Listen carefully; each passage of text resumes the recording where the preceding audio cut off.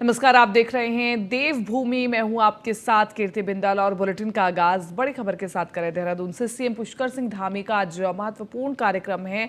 अटल निर्मल नगर पुरस्कार समारोह है और कार्यक्रम में हिस्सा लेंगे मुख्यमंत्री हेल्पलाइन 1905 की भी समीक्षा बैठक लेंगे सीएम। तो बड़ी खबर हम आपको बता रहे, मुख्यमंत्री हेल्पलाइन 1905 की भी समीक्षा बैठक लेंगे मुख्यमंत्री और सीएम पुष्कर सिंह धामी का महत्वपूर्ण कार्यक्रम है। और अटल निर्मल नगर पुरस्कार समारोह का ये कार्यक्रम रहने वाला है, जिसमें मुख्यमंत्री मुख्य तौर पर शामिल होंगे और इस कार्यक्रम के बारे में हम विस्तार से जानकारी लेंगे। तो सीएम पुष्कर सिंह धामी का आज महत्वपूर्ण कार्यक्रम हम आपको बता रहे हैं। इसके अलावा प्रदेश में 1905 ये हेल्पलाइन नंबर कैसे कार्य कर रहा है, इसकी भी समीक्षा बैठक करेंगे मुख्यमंत्री और ये जांचेंगे कि 1905 से लोगों को फायदा हो रहा है या नहीं। और सीएम पुष्कर सिंह धामी विश्व अल्पसंख्यक अधिकार दिवस के मौके पर एक कार्यक्रमों में शिरकत की और इस दौरान उन्होंने सभी वर्गों के उत्थान के लिए सभी लोगों से सकारात्मक पहल करने की अपील की है। उन्होंने कहा है कि प्रधानमंत्री नरेंद्र मोदी के नेतृत्व में देश काफी तेजी के साथ प्रगति कर रहा है। पहले के समय में विकास योजनाएं केवल कुछ लोगों के लिए होती थी, लेकिन अब प्रधानमंत्री नरेंद्र मोदी के नेतृत्व में सभी वर्गों के उत्थान के लिए काम किया जा रहा है।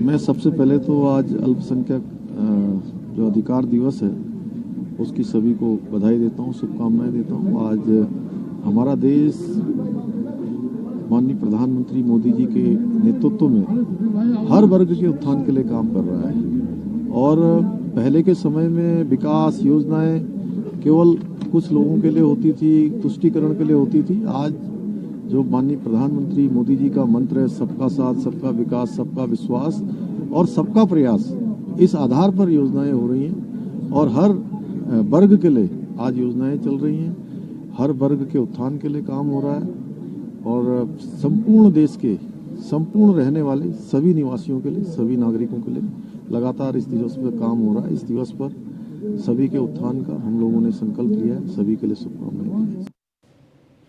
और देहरादून में बीजेपी प्रदेश मुख्यालय में पार्टी पदाधिकारियों की वर्चुअल बैठक हुई। ये बैठक बीजेपी प्रदेश अध्यक्ष महेंद्र भट्ट की अध्यक्षता में हुई। इस बैठक में 2 बड़े मुद्दों पर चर्चा हुई।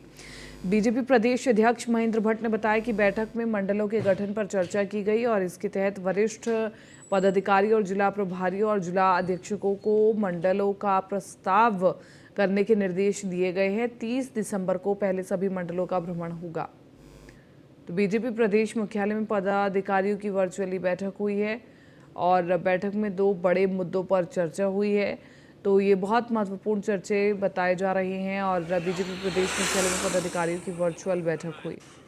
दोनों महत्वपूर्ण मुद्दे जिन पर चर्चा हुई है और इसी के साथ साथ बैठक में 2 बड़े मुद्दों पर चर्चा हुई है और बीजेपी प्रदेश मुख्यालय में पदाधिकारियों की वर्चुअल बैठक हुई है। देखिए, हमारे जिले की कार्य समिति और मोर्चा की प्रदेश पदाधिकारी की घोषणा हमने कर दी है। उसी संदर्भ में आज हमारी वर्चुअल मीटिंग थी। इसके 2 बड़े विषय थे। पहला विषय तो मंडलों का गठन होना है। उस दृष्टि से हम प्रदेश के एक वरिष्ठ पदाधिकारी कार्यकर्ता को और जो हमारे जिले के अध्यक्ष हैं, जिले के प्रभारी हैं, वो सभी मंडलों में प्रवास करेंगे और 30 तारीख तक ये प्रवास हर मंडल में हो जाए और मंडल से भी 3-3 नाम का पैनल ये जिला अध्यक्ष को प्राप्त हो जाए। जिसके बाद की भविष्य में हम अधिकतम, हमारा मत है कि हम जनवरी 15 तक हम अपने मंडल की भी अध्यक्ष की घोषणा कर दें और 11 फरवरी तक हम शक्ति केंद्र तक अपनी इकाई को गठित कर देंगे। उसका हमने एक व्यूह रचना कार्यकर्ताओं बीच में रखी है। लक्सर में आज गुरु गोविंद सिंह महाराज के प्रकाश पर्व पर तीसरा नगर कीर्तन बड़े ही दिव्य और भव्य रूप से निकाला गया है। इस दौरान गुरु प्रकाश पर्व पर भव्य नगर कीर्तन के आयोजन में हजारों श्रद्धालुओं ने हिस्सा लिया। साथ ही श्रद्धालुओं ने प्रसाद भी ग्रहण किया। इस दौरान धर्म गुरुओं ने सभी समाज को धार्मिक सद्भावना के तहत मिलजुल कर रहने का संदेश दिया है।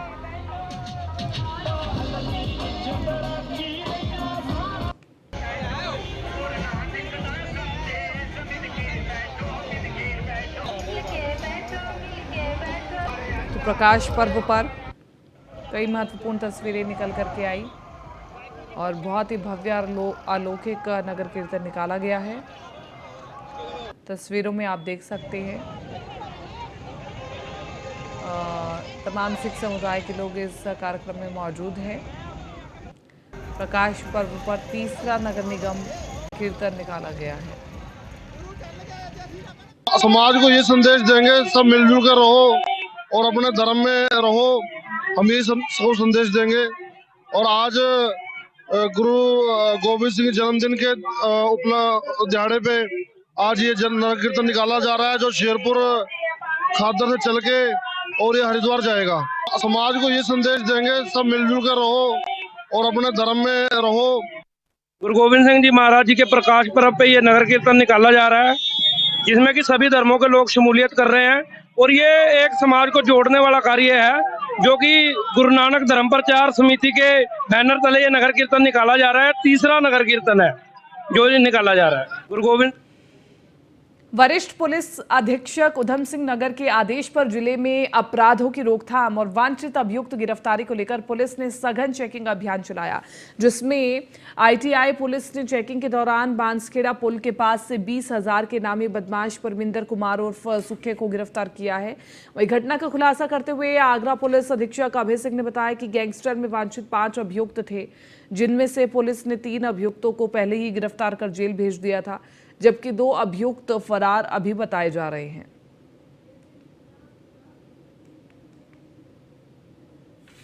एक मिनट देखिए, डीजीपी महोदय के आदेश के क्रम में और एसएसपी सर द्वारा जो वांछित और इनामियों के संबंध में टीमें बनाई गई हैं, जिसमें प्रत्येक इनामी के लिए एक सेपरेट टीम बनाई गई है, जिससे कि इनकी शीघ्र अरेस्टिंग हो सके। इसी क्रम में काशीपुर में ये मुकदमा पंजीकृत था गैंगस्टर में, जिसमें ये परविंदर उर्फ सुखे वांछित इनामी था हमारा, जिसको आईटीआई थानाध्यक्ष के द्वारा इसमें इन्वेस्टिगेशन की जा रही थी और ये काफ़ी समय से फरार था। जगह जगह ये अपना लोकेशन बदल रहा था। ये सातिर किस्म का बदमाश है, इसको कि एसएचओ आईटीआई की टीम ने इसको गिरफ्तार किया है। गिरफ्तार करके आज माननीय न्यायालय के समक्ष हम इसे पेश कर रहे हैं। सर, कितने लोग थे और कितने अभी जो है शेष हैं? इस गैंगस्टर के मुकदमे में कुल 5 अभियुक्त थे, जिसमें 3 पहले अरेस्ट हो चुके थे, 2 और थे जो कि दोनों पे 20-20 हज़ार रुपये का इनाम था।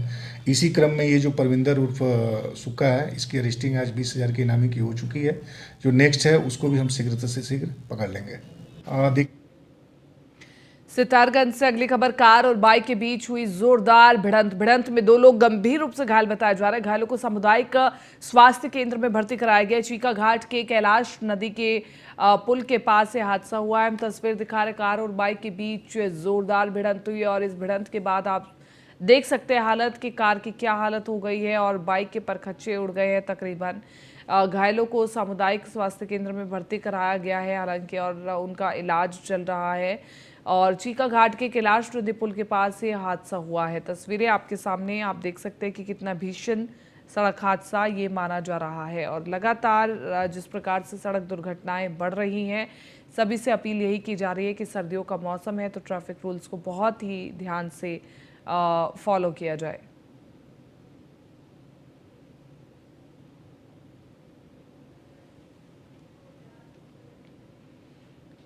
और देहरादून के माता मंदिर रोड स्थित एक रजाई गद्दे की दुकान में आग लग गई और देखते ही देखते आग ने विकराल रूप ले लिया, जिसके बाद वहां अफरा तफरी मच गई। आग लगने की सूचना फायर ब्रिगेड को दी गई, लेकिन फायर ब्रिगेड की टीम करीब आधे घंटे बाद जाकर मौके पर पहुंची। तब तक पूरा सामान जल चुका था। रजाई गद्दे की दुकान पिछले 15 साल से थी। दुकान में आग कैसे लगी ये अभी तक पता नहीं चल पाया है, लेकिन हम तस्वीरें आपको दिखा रहे हैं। रजाई गद्दे की दुकान में भीषण आग लगी और तकरीबन सारा सामान जल करके राख हो गया।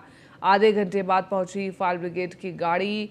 आग से दुकान का सारा सामान भी जल करके खाक हो गया और रजाई गद्दे की दुकान में भीषण आग लगी है। हालांकि अभी आग लगने के कारणों का नहीं पता चल पाया है, लेकिन बड़ी बात ये है यहाँ पर कि आधे घंटे तक ये आग बढ़ती गई, लेकिन फायर ब्रिगेड की गाड़ी कोई भी मौके पर नहीं पहुंची। अब सवाल उठ रहा है ये कि जो फायर ब्रिगेड की टीम है आखिरकार वो क्यों दुरुस्त नहीं है, क्यों आखिरकार देरी हो रही है, क्या गली तंग थी या क्या वजह थी, ये अभी निकल करके नहीं आया है। लेकिन देहरादून से बड़ी खबर है जहां पर रजाई गद्दे की दुकान में भीषण आग लगी है और धू धू करके पूरी दुकान जलने लगी।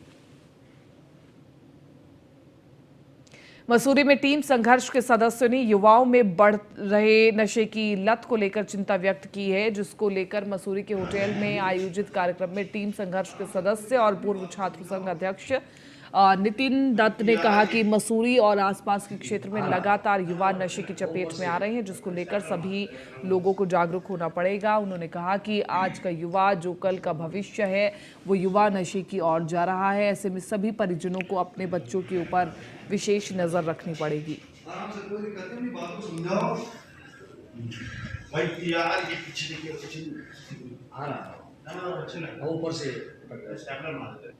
अभियान की शुरुआत हो जाए सर, जिससे कि ये एटलीस्ट ये तो हो कि हमारे जो बच्चे इस घर में फंस चुके हैं वो इस घर से वापस आने का कोई ना कोई ऐसा समाधान निकले, जो कि मेरे कहने से या मेरी टीम के कहने से कुछ नहीं होगा। ये पूरा का पूरा जो समाज है ये इकट्ठा हो, कलेक्टिवली इसको काम को करे। और मैं ये बोलना चाहूँगा इस नशे के ऊपर, क्योंकि नशा जो है पूरी पीढ़ी ख़त्म कर देगा, और पीढ़ी ख़त्म हुई तो हमारा जो उत्तराखंड का हमको जो इतना हमने बलिदान दिया उत्तराखंड को, या इसके आंदोलन के लिए हमने इतनी, हमारे बुजुर्गों ने इतनी अपनी लाठियाँ भी खाई है, डंडे भी खाए, जेल भी खाई है, बेइज्जती भी हुई है, तो उसका तो आज सिस्टम ख़त्म हो गया ना। जो अब बच्चे जो पीढ़ी आई थी वो तो नशे की तरफ जा रही है, ख़त्म होती जा रही है। जिस तरह की हमने प्रेस कॉन्फ्रेंस करी है उसमें सिर्फ हमारा एक ही मोटो है कि हम जो हमारे बच्चे हैं शहर के और स्कूल कॉलेजेस जो भी हैं, जहाँ भी छात्र हमारा पढ़ता है, हम उन सबको लेके एक अभियान चलाएंगे और उसमें हमारा पूरा एक संघर्ष टीम हमारी रहेगी और हम डोर टू डोर ना करके स्कूलों में जाएंगे, जिससे कि वहाँ ये बताएंगे कि आप सबसे पहले क्यों नशे की तरफ जा रहे हैं या नशा इतनी बड़ी उपलब्धि आज मसूरी में कैसे हो पा रही है नशे की। तो कहीं ना कहीं हम ये कहना चाहेंगे कि माँ बाप हो या फैमिलीज़ हो नशे के लिए एक खड़े होकर अपने बच्चों को देखें कि क्या एक्टिविटीज़ तुम्हारा बच्चा क्या कर रहा है। जिस तरह की सितारगंज पुलिस ने नशे के खिलाफ अभियान चलाया है, 2 शराब भट्टियों को तोड़ा है, 2 के खिलाफ केस दर्ज किया गया है। छापेमारी के दौरान 2 व्यक्ति हालांकि मौके से फरार हो गए। शराब की 2 भट्टियों 7000 लीटर लहन को भी नष्ट किया गया पुलिस की ओर से। पुलिस ने गुरु नानक नगरी गोठा के जंगलों में छापेमारी की। जिले में चलाया जा रहा है नशे के खिलाफ अभियान। तो बड़ी खबर हम आपको बता रहे हैं इस वक्त की। शराब की 2 भट्टियों 7000 लीटर लहन नष्ट किया गया है। इसके अलावा शराब की 2 भट्टियों पर भी कार्रवाई की गई है। पुलिस की गुरु नानक नगरी गोठा के जंगलों में छापेमारी की गई है। तो बड़ी खबर हम आपको बता रहे हैं, जिले में नशे के खिलाफ अभियान चलाया जा रहा है और बहुत महत्वपूर्ण है कि समय रहते इस प्रकार के अभियानों को चलाया जाए। कोटद्वार वन क्षेत्र में अवैध खनन का कारोबार रुकने का नाम नहीं ले रहा है, जिसके चलते खनन कारोबारी आए दिन वन क्षेत्र में अवैध गतिविधि करते हुए नजर आ रहे हैं। वहीं इस पर लगाम लगाने के लिए वन विभाग की टीम भी लगातार छापेमारी कर रही है और इसके चलते वन विभाग की टीम ने अवैध खनन कर रहे 2 ट्रैक्टरों को पकड़कर अपने कब्जे में ले लिया है, जिसमें अवैध रूप से रेत और पत्थर ले जाया जा रहा था।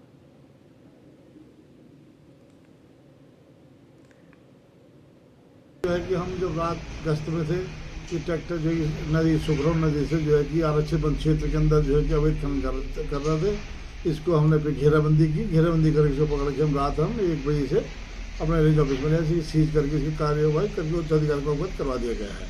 दूसरा ट्रैक्टर हमने यहाँ से पकड़ा, ये खो नदी से ला रहे थे। इसमें कोई पेपर वैध पेपर कुछ नहीं थे। ये महेंद्र हैं कोई गाड़ी घाट के, इसे भी सीज करके जो है उच्च अधिकारी को अवगत करवा दिया गया है। जो है हरिद्वार नगर कोतवाली क्षेत्र के रोड़ी बेलवाला से अपहरण हुए 6 साल के मासूम को पुलिस ने यूपी के सहारनपुर जिले से देवबंद से सकुशल बरामद कर लिया है। पुलिस का दबाव बढ़ने पर अपहरणकर्ता बच्चे को छोड़कर भाग गए। पुलिस ने बच्चे को परिजनों को सौंप दिया। हालांकि अपहरण करने वालों की तलाश में पुलिस टीमें उत्तर प्रदेश के अलग अलग जिलों में दबिश दे रही है। पुलिस कप्तान अजय सिंह ने बच्चे को बरामद करने वाली टीमों की पीठ भी थपथपाई है। अजय सिंह ने बताया कि हरिद्वार से रुड़की और मुजफ्फरनगर तक सीसीटीवी खंगाले गए। अपहरणकर्ताओं की तलाश में संभावित ठिकानों पर दबिश दी गई। शुक्रवार को देवबंद में सीसीटीवी पर दिखी बाइक नजर आई और एसएसपी अजय सिंह ने बताया कि हंसवाड़ा देवबंद में एक मंदिर के पास से पुलिस ने बच्चे को सकुशल बरामद कर लिया था।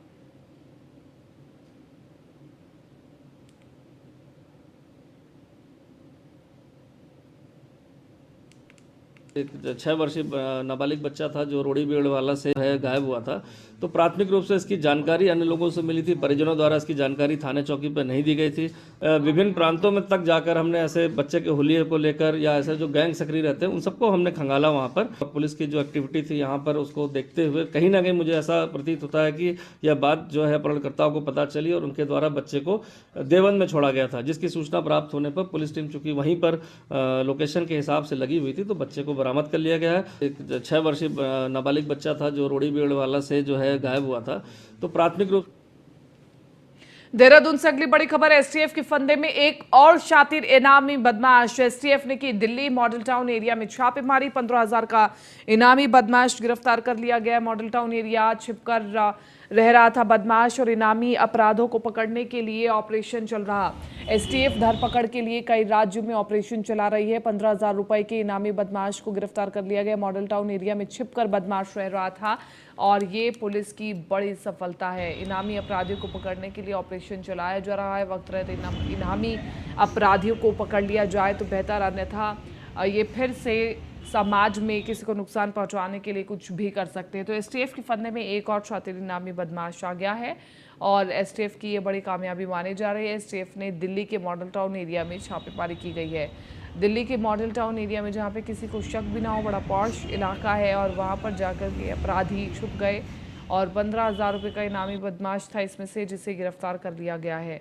तो मॉडल टाउन क्षेत्र के पूरा मामला है। ये इनामी अपराधियों को पकड़ने के लिए ऑपरेशन चल रहा है।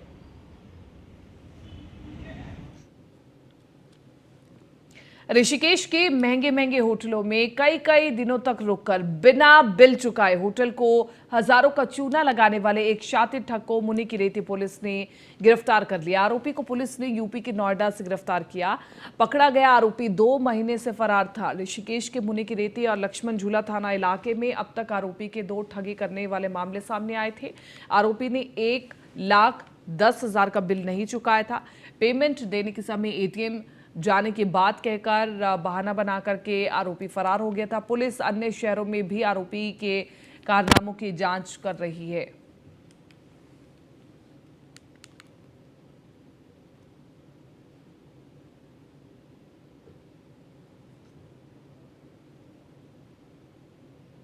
लालकुआ में पुलिस क्षेत्राधिकारी ने जनता से खास अपील की है।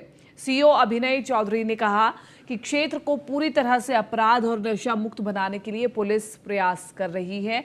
जनता भी पुलिस के इस प्रयास में सहयोग दे ताकि अपराधों और नशों की और जा रही युवा पीढ़ी को बचाया जा सके। उन्होंने ये भी कहा कि क्षेत्र में सभी अपराधियों पर पुलिस नजर बनाए रखे हुए है और विशेष अभियान के तहत अपराधियों की धरपकड़ कर जेल भेजा जा रहा है।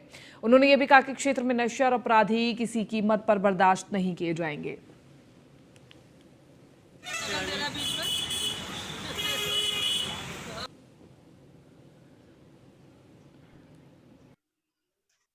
हम नशे के खिलाफ और जन जागरूकता कार्यक्रम और ट्रैफिक के खिलाफ और जितने भी ये जागरूकता कार्यक्रम है लगातार हम क्षेत्र में करते आ रहे हैं और पब्लिक के समन्वय से इसमें हमारी अपील ये है कि अगर किसी के पास किसी भी तरह की सूचना है, जो भी कोई गैर कानूनी काम हो रहे हैं, कोई नशा बेच रहा है, कोई स्मैक का काम कर रहा है, कोई कच्ची दारू बेच रहा है, तो उसकी सूचना सीधे आप हमें दें। आपकी सूचना जो है गोपनीय रखी जाएगी और विश्वास मानिए कि इस तरीके से हम क्षेत्र की बहाली के लिए काम कर सकते हैं।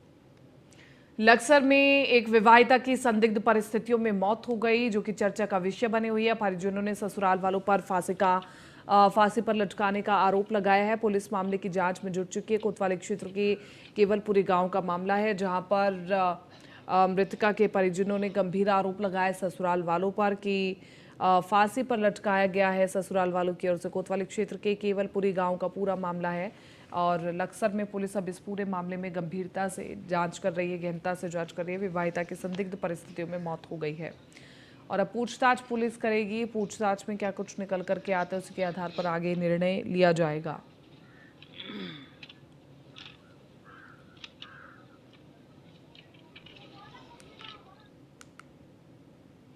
राजकीय महाविद्यालय ऋषिकेश के छात्र संघ चुनाव को लेकर दिन प्रतिदिन सरगर्मियां तेज होती जा रही हैं। आज अखिल भारतीय विद्यार्थी परिषद से अध्यक्ष और उपाध्यक्ष पद पर चुनाव लड़ रहे प्रत्याशियों ने रैली निकालकर शक्ति प्रदर्शन किया। छात्रों ने भी अपने प्रत्याशियों के पक्ष में मतदान करने की अपील जमकर की और इस दौरान समर्थकों ने अपने अपने प्रत्याशियों को कंधे पर उठाकर उनकी हौसला अफजाई की। अध्यक्ष पद के प्रत्याशी रितेश पाठक ने छात्रों को वादा किया कि वो उनकी हर समस्या का समाधान कराने के लिए तत्पर रहेंगे। और वहीं प्रोफेसर प्रशांत सिंह ने छात्र संघ चुनाव को लेकर के भी जानकारी दी।